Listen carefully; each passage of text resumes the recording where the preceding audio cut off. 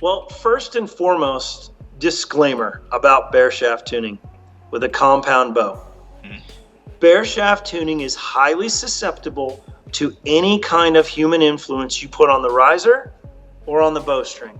So if you have improper grip placement or improper pressure displacement on each side of that grip, or you have excessive string contact with your face, bare shaft tuning could lead to a potential Pandora's box nightmare for you.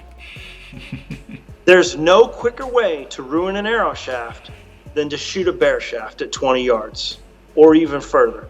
I have seen and shot bare shafts myself that came out of the bow so bad that they actually made a sound and sounded like a swarm of angry bees going down range, because the arrow was so off plane and working to stabilize itself that no amount of tuning on the arrow or the bow were going to help it until you learned to hold the bow right or you eliminated any excess string contact you had on your face. So with that said, disclaimer.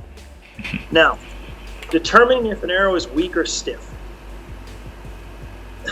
We've all had that person standing in front of the paper tuning rack shooting fletched arrows, and they get the same tear no matter what. If they run from a 700 spine all the way to a 250 spine, they still get the same tear. Bare shaft tuning is not going to tell you a lot about shaft stiffness versus weakness. It can tell you about the build of an arrow, but bare shaft tuning tells you more about the build of the bow and the human interaction between the bow and yourself. Okay. Weak shaft, stiff shaft. My two arrow shafts that I use indoors, Easton 2315 aluminum and an Easton 2712 aluminum. Those shafts are 225 spine and roughly 348, 350 spine. That's a pretty big spread. We're talking 125 thousandths deflection. You could argue that about 3 arrow sizes could fit between those two if you ran an arrow size every 50 to 40 thousandths of an inch, which is what they do.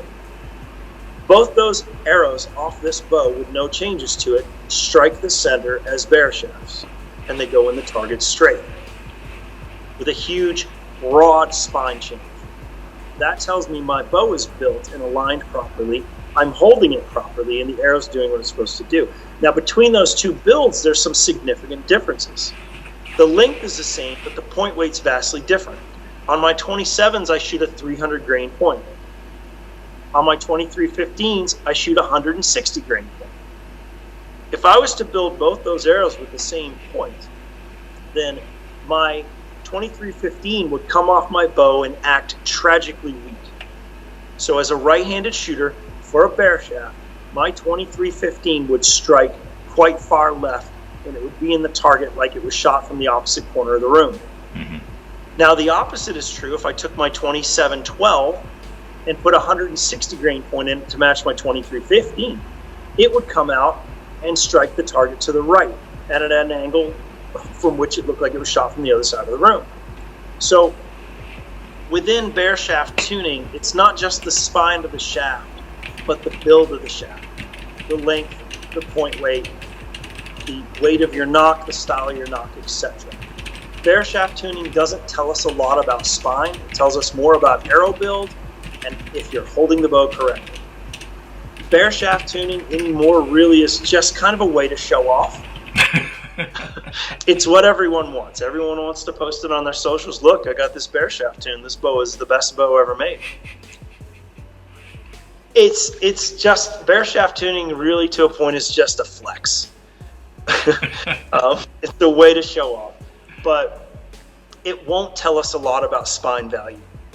If it's right for us, if it's wrong for us. How an arrow groups will tell us more about proper spine value than how an arrow shoots through paper or how an arrow bare shaft tunes.